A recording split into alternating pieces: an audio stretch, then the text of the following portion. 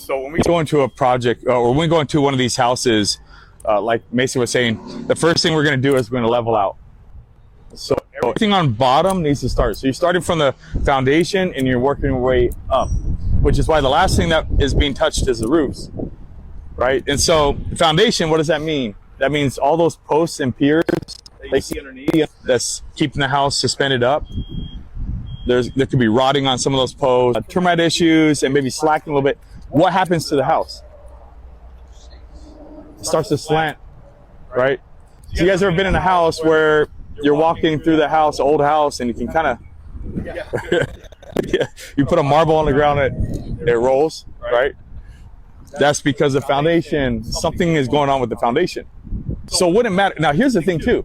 Let's say you're like, you know what, I'll get to the foundation later. I'm going to do walls first, though, because I want to make it look nice real quick. Okay. What happens when you cut a hole in the wall to put that window, but down below, it's still slanted? What's going to happen to that window?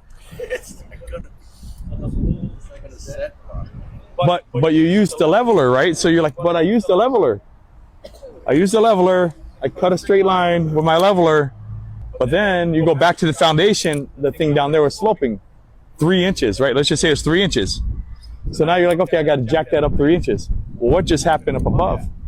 Now that window no longer is level. Now that window is like this. And you're like, well, but I leveled it. But you leveled it off of a bad foundation.